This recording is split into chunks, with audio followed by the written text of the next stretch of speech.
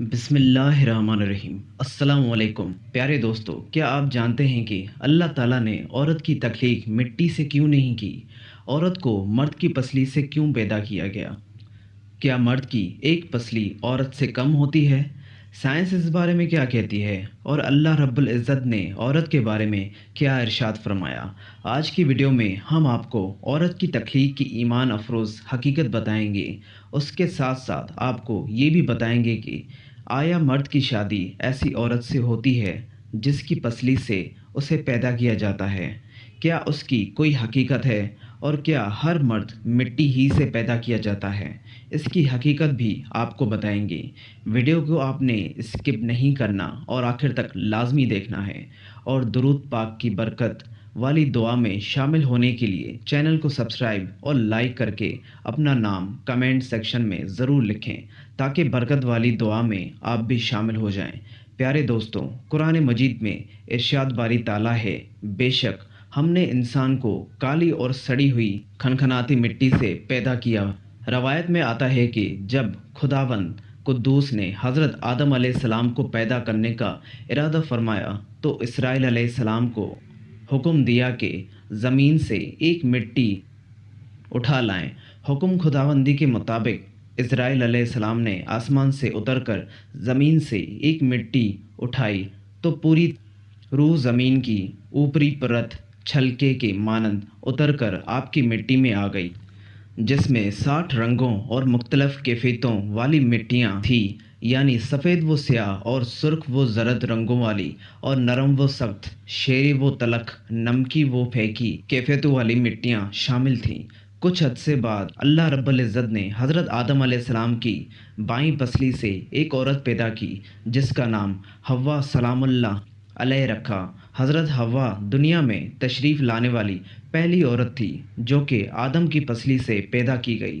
حضرت حوا کا پسلی سے پیدا کرنے کے حوالے سے یہ روایت ملاحظہ فرمائیں۔ حضرت ابو ہریرہ رضی اللہ تعالیٰ عنہ نبی کریم صلی اللہ علیہ وآلہ وسلم کا یہ فرمان نقل کرتے ہیں کہ جو شخص اللہ رب العزت کو اور آخرت کے دن پر ایمان رکھتا ہے وہ اپنے پڑوسی کو اذیت نہ پہنچائے، اور خواتین کے بارے میں بھلائی کی وصیت قبول کرو۔ انہیں پسلی سے پیدا کیا گیا، اور پسلی میں سب سے ٹیڑھا حصہ سب سے اوپر والا حصہ ہوتا ہے۔ اگر تم اسے سیدھا کرنے کی کوشش کرو گے تو تم اسے توڑ دو گے، اور اگر اس کے حال پر اسے رہنے دو گے تو وہ ٹیڑھی رہے گی۔ لہٰذا خواتین کے بارے میں بھلائی کی وصیت قبول کرو۔ پیارے دوستو، معلوم ہوا کہ حضرت آدم علیہ السلام کو اللہ تعالیٰ نے مٹی سے پیدا فرمایا، اور حضرت حوا علیہ السلام کو آدمی کی پسلی سے پیدا فرمایا۔ اب سوال یہ ہے کہ آیا ہر مرد مٹی سے پیدا ہوتا ہے اور ہر عورت اس کی پسلی سے، یا پھر مرد کی شادی اسی عورت سے ہوتی ہے جو اس کی پسلی سے پیدا ہوتی ہے؟ تو اس حوالے سے کفا کی راجح بات یہ ہے کہ پہلے انسان مٹی سے بنے ہیں اور باقی انسانوں کے بارے میں مٹی سے بنا ہوا اس لیے کہا جاتا ہے کہ مٹی سے ہی غذائیں کھا کر نطفہ بنتا ہے جو انسان کی تخلیق کا باعث بنتا ہے، یعنی ہر انسان مٹی سے نہیں بنتا، صرف پہلے انسان یعنی آدم علیہ السلام ہی مٹی سے تخلیق کیے گئے تھے، اور ان کی پسلی سے پہلی خاتون یعنی حوا کو پیدا کیا گیا، اور باقی انسانیت آپ دونوں کی اولاد ہی رہیں۔ بات یہ ہے کہ کیا مرد کی شادی اسی عورت سے ہوتی ہے جس کی پسلی سے وہ پیدا ہوتی ہے؟ تو اس کی بھی کوئی حقیقت نہیں ہے، اور نہیں عورت ہر مرد کی پسلی سے پیدا ہوتی ہے۔ یہ سب اللہ کی حکمتیں ہیں اور ان کا علم اللہ ہی کوئی۔ پیارے دوستوں، ایک اور بات جو ہمارے ہاں مشہور ہے وہ یہ ہے کہ انسان کی تدفین اسی جگہ ہوتی ہے جس جگہ کی مٹی سے وہ پیدا کیا گیا ہے۔ تو فقہ نے نزدیک اس بات کی بھی کوئی حقیقت نہیں ہے۔ پیارے دوستو، شریعت محمد صلی اللہ علیہ وآلہ وسلم نے بہت سے معاملات میں عورت اور بچوں کا حکم ایک رکھا، جیسا کہ باجماعت نماز کا مسئلہ، جمعہ کا مسئلہ وغیرہ۔ تو شاید اس میں بھی اس بات کی طرح اشارہ ہے کہ عورتوں کے ساتھ بچوں کی طرح نرمی کا رویہ اختیار کرنا چاہیے۔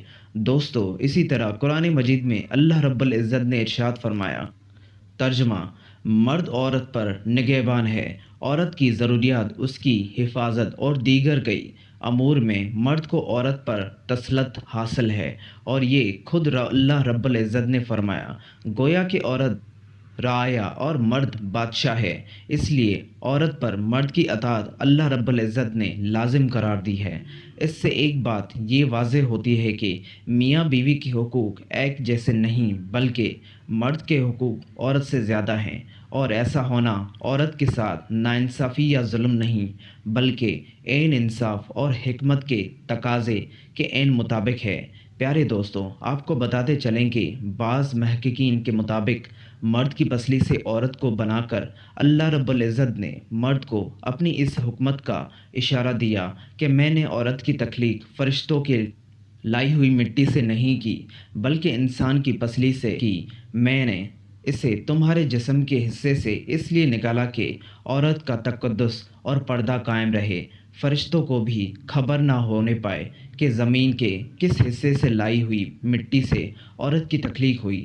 یعنی عورت کے تقدس کی حد دیکھیں کہ فرشتوں سے بھی اس کی بناوٹ کا پردہ لازمی قرار دیا گیا۔ پہلی عورت حضرت حوا سلام اللہ علیہ اسی مرد یعنی حضرت آدم علیہ السلام کی پسلی سے نکلی، جس کی وہ منقوہ کہلائی، یعنی جن کے نکاح میں آئی۔ دوستو، اب بات آتی ہے پسلی کی کہ عورت پسلی سے ہی کیوں نکالا؟ کیا ٹیڑھا پن وہاں سے ملا نہیں؟ یہاں بھی حکمت سے خالی بات نہیں۔ انسانی جسم میں دل اور بہت سے نازک حصے پسلی کے پیچھے چھپے ہوئے، یعنی پسلی سے پیدا کرنا بھی اللہ رب العزت کے ہاں ایک حکمت تھی، یعنی عورت ایک ڈھال ہے ان نازک حصوں کے لیے۔ تو اللہ پاک نے عورت کو پسلی سے نکال کر یہ نہیں بتایا کہ عورت میں ٹیڑھا پن ہے، بلکہ اس نے عورت کو پسلی سے تخلیق کر کے یہ بات سمجھا دی کہ عورت وقت پر ڈھال بھی بن سکتی ہے۔ عورت ماں، بہن، بیٹی اور بیوی بھی ہیں۔ کسی کی عزت کو مت اچھالیں، جتنا ہو سکے ہر بات میں مثبت پہلو تلاش کریں۔ پیارے دوستوں، انسان کی پسلیوں کے حوالے سے ایک اور بات بھی سامنے آتی ہے کہ مرد کی پسلیوں کی تعداد کم ہوتی ہے، جس وجہ سے کہ مرد کی پسلی سے عورت پیدا کی گئی۔ یہ بات بھی غلط ہے۔ حضرت آدم علیہ السلام اور امیمہ کی تخلیق اور کچھ لوگوں کا یہ یقین بالکل غلط ہے کہ مردوں کی پسلی عورتوں کے مقابلے میں کم ہوتی ہے، کیونکہ حضرت حوا علیہ السلام حضرت آدم علیہ السلام کی ایک پسلی سے پیدا ہوئی تھی، اس لیے مردوں کو ایک پسلی عورتوں سے کم ہوتی ہے، مگر یہ سچ نہیں ہے۔ میڈیکل سائنس کے مطابق لوگوں کی اکثریت کے پاس پسلیوں کے 12 سیٹ یعنی 24 پسلیاں ہیں، چاہے ان کی جنس مرد ہو یا عورت۔ لہٰذا مرد اور عورت کی پسلیوں کی تعداد برابر ہوتی ہے، مگر بعض حالات کے ساتھ اگر کوئی میڈیکلی انفٹ ہے تو اس کی پسلیوں کی تعداد کم یا زیادہ ہو سکتی ہے۔ البتہ عام انسانوں کی پسلیوں کے 12 سیٹ ہوتے ہیں، یعنی 24 پسلیاں، اور مرد اور عورت کی پسلیاں برابر ہوتی ہیں۔ البتہ یہ صحیح حدیث ہے کہ نبی کریم صلی اللہ علیہ وآلہ وسلم نے فرمایا کہ عورت کو مرد کی پسلی سے پیدا کیا گیا، اور اسی حوالے سے حدیث آپ ملاحظہ کر چکے ہیں۔ مذکورہ حدیث کے علاوہ ایک دوسری روایت میں ہے کہ عورت کو پسلی سے پیدا کیا گیا، وہ کسی طریقے سے بھی تمہارے لیے سیدھی نہیں ہو سکتی۔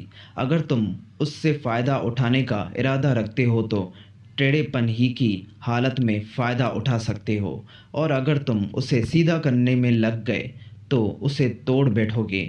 اس کے توڑنے سے مراد اسے طلاق دینا ہے۔ معلوم ہوا کہ مرد کو یہ تعلیم دی جا رہی ہے کہ عورت کے ساتھ نرمی سے پیش آئیں اور نرمی سے ہی اپنی بات منوائیں۔ سختی کرنے سے معاملات سلجھیں گے نہیں، بلکہ مزید خراب ہوں گے۔